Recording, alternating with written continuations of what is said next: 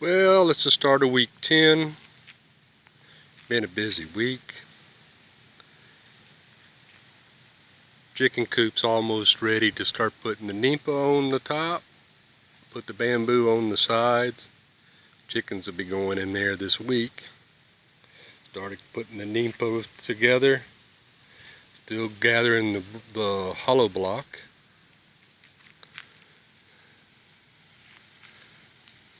Wood pile got diminished.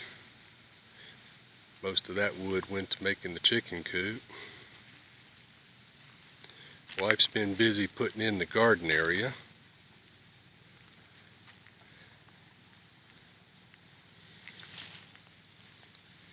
Got the second garden box completed. Wife's now planting it. The cucumbers is standing up now. Looking good. Yeah, I gotta finish this, but I gotta plant the thing first.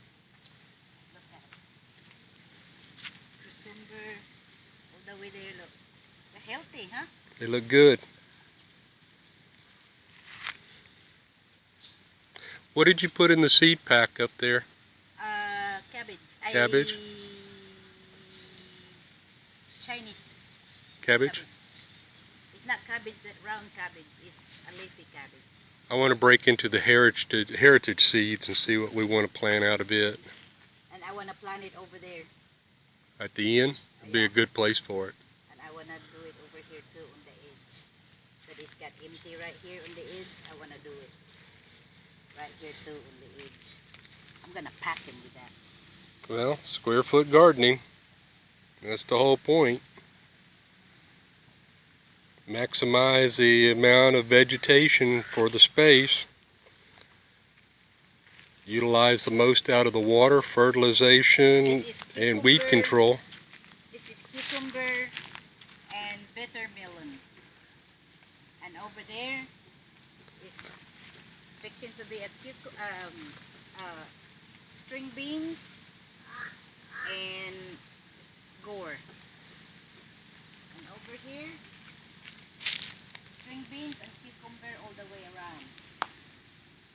All the way around. I gotta make them a trellises. The orchids are doing really nice now that you upgraded them. Don't you think? You think they're doing well? They're doing good. Color's good. Stem stalk size is nice. They just needed, like you said, the new shoes.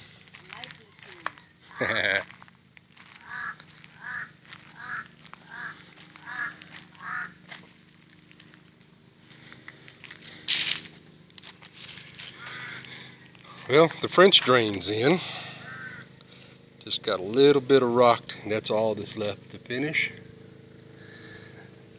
Now I start working on the downspouts. That's another project I'll get finished in the next couple of weeks. Started pouring the forms.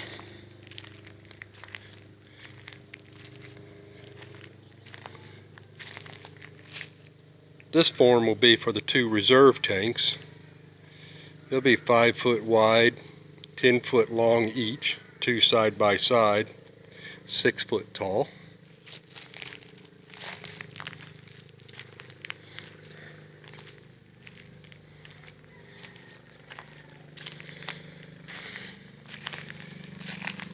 This one, the rebarb's going in it now. This will actually be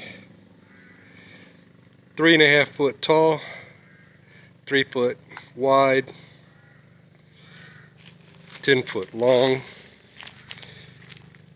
Be a total of 2 tanks, 10 foot. This one here will be used to house the female lobsters, 5 of them. This tank here will house the 2 breeding males, plus they'll hold the birthing tank collection area. This is where the CR used to be. I didn't want a CR inside the facility, health reasons, if anything else. So this was enclosed. This pad right here will be where all the aerators and the pumps will sit. This here will be a working tank. It'll actually be 6 55-gallon drums in pairs, stacked 3 high, so I get a little centrifugal effect on my carrier pump. My carrier pump is the one that'll carry everything out. And this one here is 4 foot wide, total 18 foot long. They'll be subdivided, so each tank, as you see here, this one will be my primary collection. This one will be the collection for my sand filters, my protein skimmer. And this one here will be for my sand filters. And then all that water will be picked back up and carried over to there, which is be my primary, or should I say my secondary working tank. The one on the end over there, a little bit further down, that one will actually be my reserve water.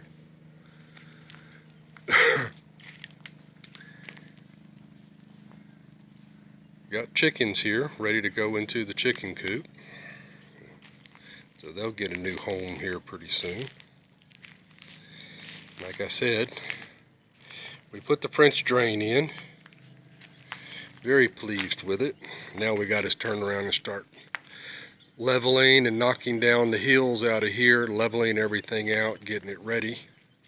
Because as soon as these tanks are done, we got to start installing all the sumps and the underground plumbing. I've designed this in such a way that because of the limited floor space, either it will be under the ground or it'll actually be running along the walls on the outside of the tanks over here, so that I don't have a lot of pipe sticking down here, because it's a bit of a hazard when you're in tight space. I've seen facilities that had just far too many tripping issues. Stuff can definitely get cluttered. That's usually done by poor design. If you use a little forethought, you can keep your floor spaces clean. But it's coming along nicely. I really can't complain. Well, I could complain, but complaining never accomplishes anything. But I'm pleased with the way everything's coming out. It's nice to finally be able to start working on the tanks. Now it starts getting interesting, because I've got to put all the plumbing, I've got to line out all the sumps, I've got to locate all the submersible pumps.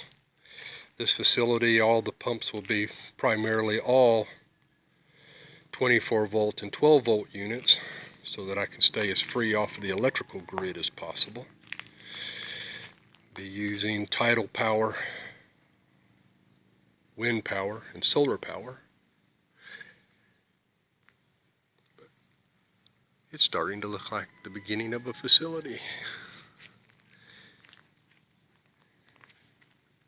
Oh, I will show you this. All the French drains, we have them where they actually come out through the front of the facility here.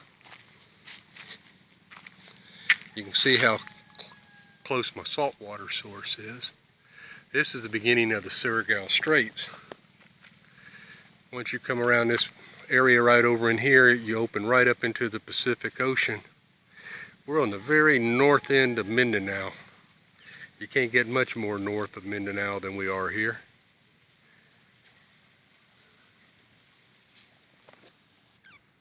Here's what I wanted to show you. You can see where I brought it out and I piped it.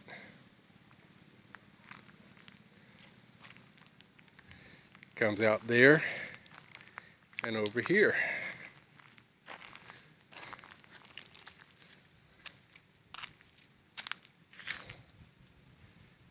So any reserve water overflow that may come off these gutters during typhoon or major tropical storm, if there's an overflow along the walls, it will collect and carry it directly out here in the front. Then my center area will be where all my sump tanks are, and it will keep it high and dry. I'll have it slightly raised above the drains on the side. As you can see here where the tanks come out,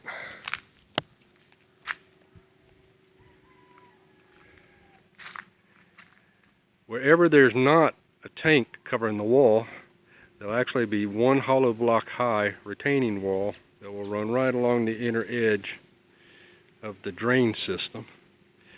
And then the soil on this side will be slightly elevated than that. So there'll actually be a trench in a lower area elevation, so that then when the water does come down, it can collect there and it'll all free flow down.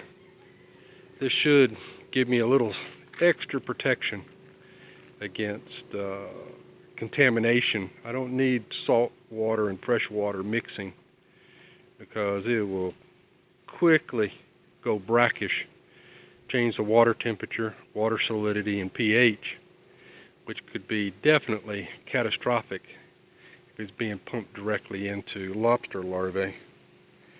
Consistency is the key. But that's pretty much it, folks. As we always say, and I always close these off, you have a good one.